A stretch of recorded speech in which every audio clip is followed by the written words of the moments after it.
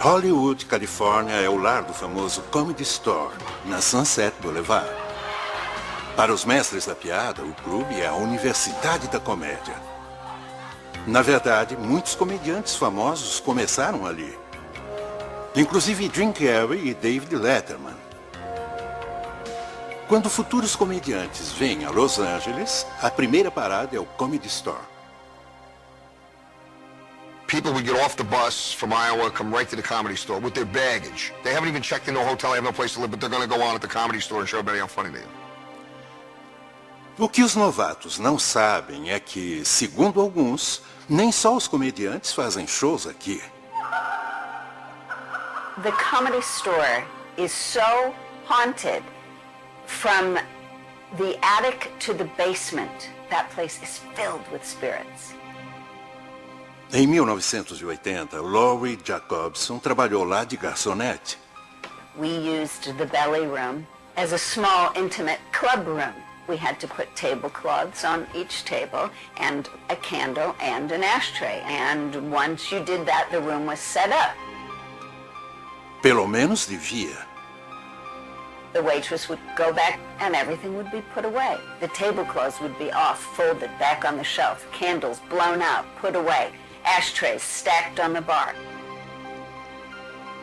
Como Laurie, Joey Gaynor diz ter visto coisas ali que desafiam a explicação.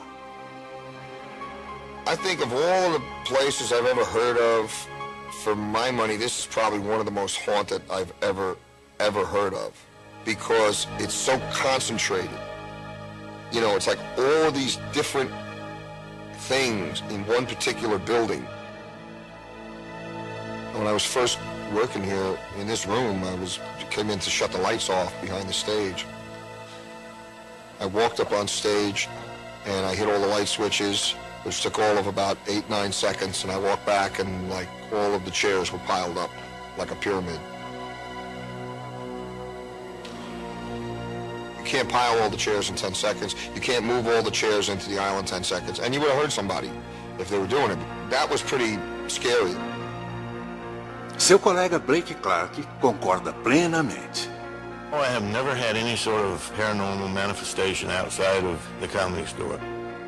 I've never encountered ghosts, Bigfoot, Yeti, Sasquatch, or any lizard man or anything like that. Just here. One night I came in and I heard noise in the women's room, like talking, like whispering and giggling. So I went in there and said, all right, I'm locking up the room, you gotta get out. So I walked in, and of course there's no one in there.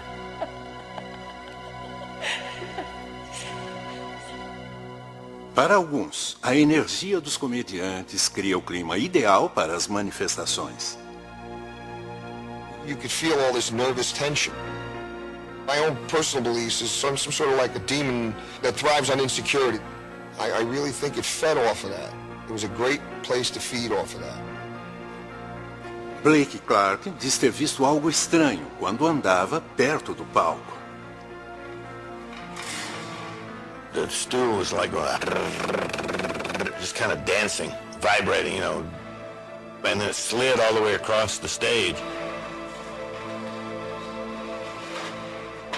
I thought, well, somebody's over there pulling it with a fishing wire or something. I can't see, and I walked over there and there's no one in the room. Dizem que os eventos estranhos têm a ver com fantasmas do passado do clube.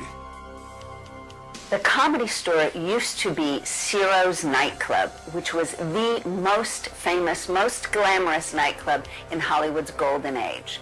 In the 40s and 50s, there was one club to be seen at, and that was Ciro's. You could go there on any given night and see Lucille Ball, Tyrone Power, Betty Davis, Barbara Stanwyck. You name it, they were at Ciro's. See, I think a lot of people who had been here, whether they had come here as a nightclub patron or a performer and they passed away, the ghosts, I think, are people that don't know they're dead or don't want to be dead, and they go back to places where they're comfortable. Joey e Blake dizem que depois de um show, houve uma manifestação poltergeist violenta. Blake is stacking chairs over there, and I'm putting some chairs up. And finally I look at Blake, and I go, you know, whatever's in here, man, I'm sick of this. So I said, hey, you know what? Whatever's in here, come on, bring it on. I'm ready. And all of a sudden, the ashtray just went flying by it didn't miss me by more than 6 inches.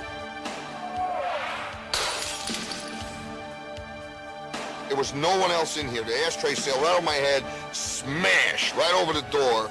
I looked at Blake, he looked at me, we put the chairs down, and we left. That's poltergeist.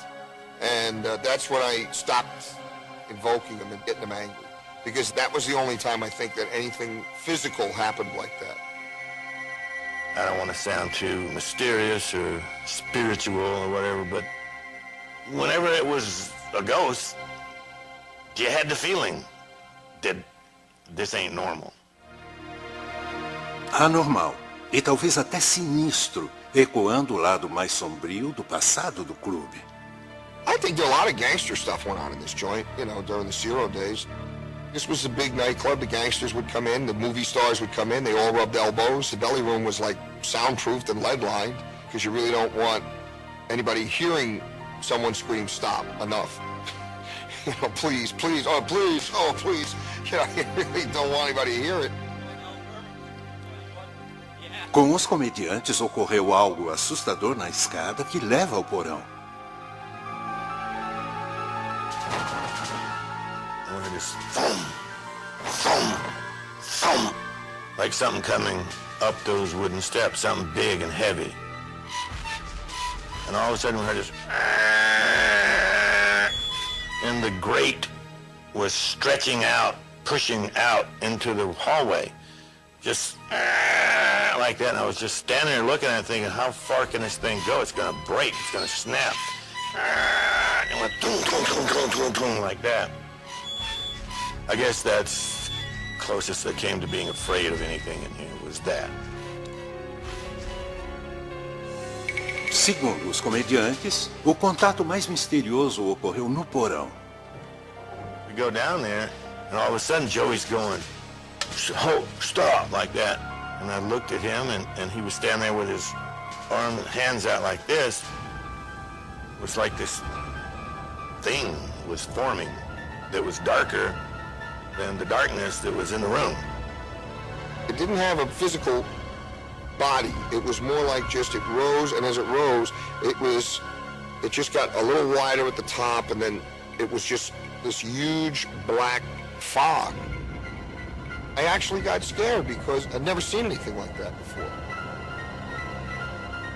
And then something hits me on my hand that's inside the shelf, like it just dropped. It had my name written on it. Blake Clark, from when I was up in the belly room. That was pretty freaky. Para os comediantes, essas experiências vão existir sempre no Clube da Comédia. The Comedy Store is filled with spirits. There is only one in the basement that is very, very unhappy.